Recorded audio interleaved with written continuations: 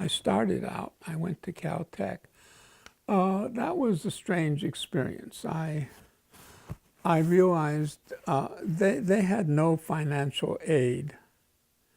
And in fact, they made assumptions. Since I was from Los Angeles, they told me you're a local, so no student housing for you. Don't touch the mic. Okay, yeah. Okay. So, but what happened there was I was admitted, and my best friend, and out of our class, 7 people, I think, were admitted to Caltech. And they only admitted 200 students a year. So it was very unusual. It was just somehow a lot of the kids wanted to go to Caltech. So, you know, I'm one of the oldest survivors of my class. The one other kid that I knew that I know is still alive is someone who didn't go to Caltech, but who went on and became a lawyer. So you're going to Caltech, and what happened? Yeah. What happened at Caltech? Well, Caltech was different because there they expected you to do everything. I had, it was strange because I made a friend of one of the other freshmen there. And he was from someplace like Long Beach, a part of the LA area. And he was mathematically inclined, you know, and I would say he was a mathematician.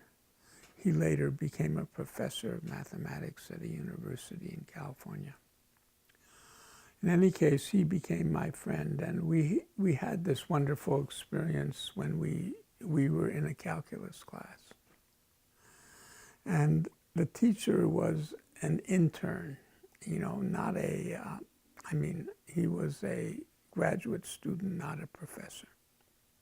Well, chemistry, freshman chemistry was taught by Linus Pauling, the only man to win 2 Nobel Prizes. But only one of the grad students taught math.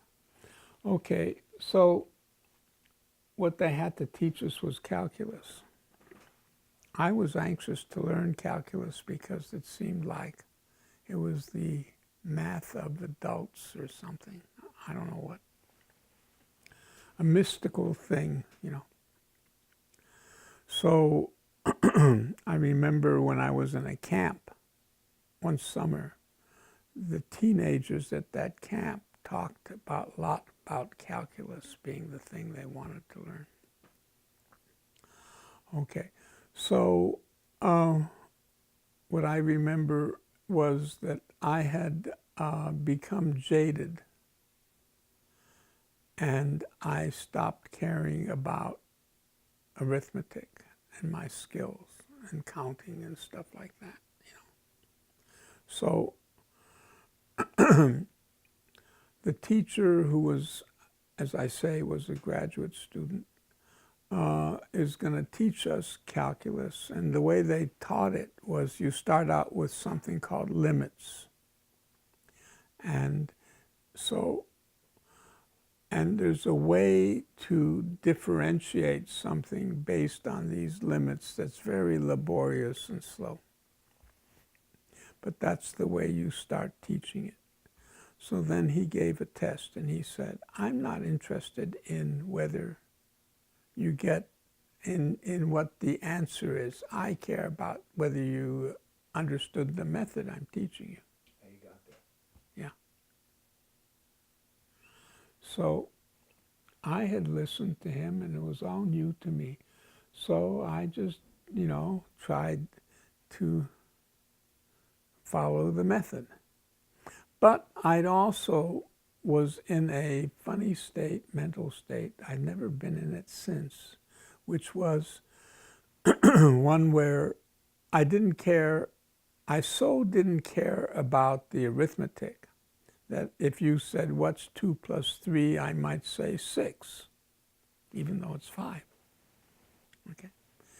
So, you know, you had to add these numbers up and so on. So in any case, we all turned in the paper, and, you know, the next day the guy comes in and he looks like the cat that swallowed the canary. Have you ever seen a cat with a? Well, I have. The cat, when it has something, it was a mouse, not a canary. The cat looks like this.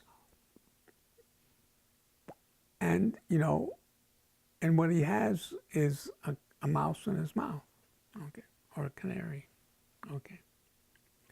So this guy came in looking like that. He looked very weird, you know, and I'm noticing this. And then he says, I have 2 papers here.